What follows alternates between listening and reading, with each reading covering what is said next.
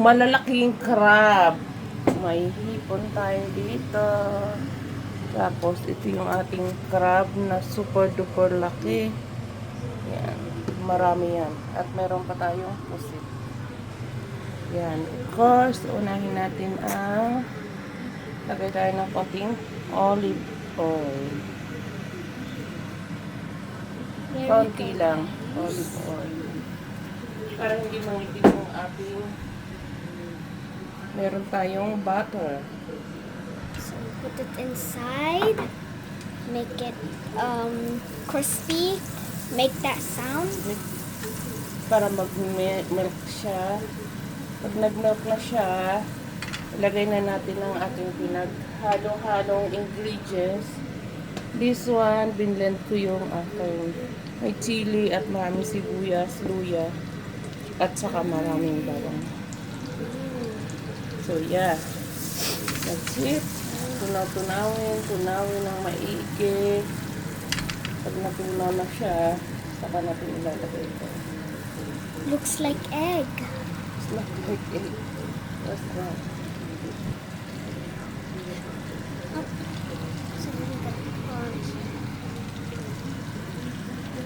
It's starting to melt now.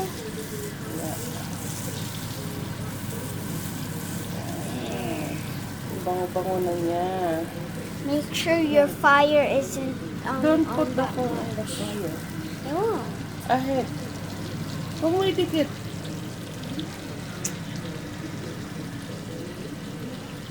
Lagay na natin. Ginanito ko siya, kuya. Lagay na natin itong ating pinaghalo-halo ingredients. Siyempre, parang kasama yan sa makakain natin. Kasi pag hiniwa-hiwa ko siya, medyo sabit-sabit pa siya. So, yan. Ising diretso na. Diba? Yan. Gisa-gisa. May luya na yan siya. May bawang, may sibuyas. At syempre, kaunting chili. Pero may sineperate tayong chili. Yan, kuya. Kainin mo na yan. Oh my God. Overload. At syempre, mayroon pa rin pala tayong sweet corn. At saka black corn. Yung black corn, antioxidant yan. Ang likot naman ng aking camera woman. Ay, miss me people. Hintayin lang natin siyang kumulo-kulo. At pag naamoy mo na yung aroma niya, yun, saka na natin nalalagay yung ating crab. Okay. Putulin muna natin. As in, ang dami. At ilagay na natin yung ating corn. Halo na sila dyan. At ang ating pulso-pusit.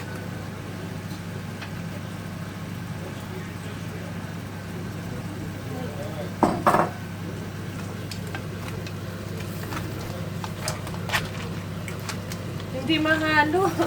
Ang lit ng kawali. Oh my God.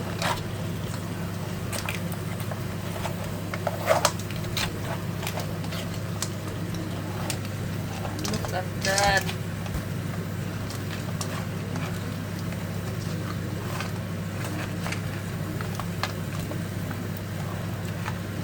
Sarap. Amoy ko yung Hindi na natin kailangan ng dagdagan ng Sprite kasi feeling ko magkakatas pa siya eh. Diba?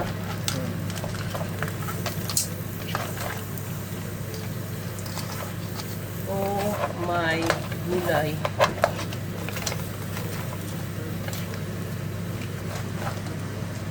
Hindi pa kasi siya open dati nung dito sila Lawrence. Ayan na kuya, pakuluin muna natin. Mahipon ka pa. Tapos may ipon pa tayo. Lalagay natin yan sa panghuli. Yes. Hirap niya haluin. Paramis. More pulo. Okay.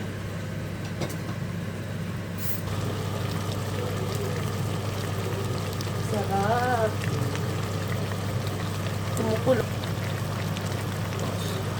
Ayan, nalagay na natin ang ating crab. Siyempre, balik rin na natin ito. Mainit pa itong isa. Lagay na natin yung malalaki sa ibabaw. Tapos yung maliliit na ilagay natin sa baba. Kasi, oh my God. Bakit na? Talaga naman. Ang lalaki. Diba? Pareho na sa ano naman ang mainit. Yan. Ang laki kasi niya. Parang gusto ko na i-separate yung tatlong malaki.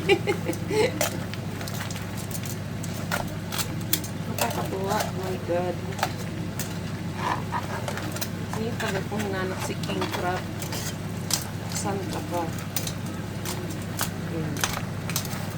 Ilalas ko na lang ilagay yung hipon. Kasi ito na yan. Kahit sila kayo nga, nagtaka dito. Ito ang aking last hipon. Haluin natin ng last na halo.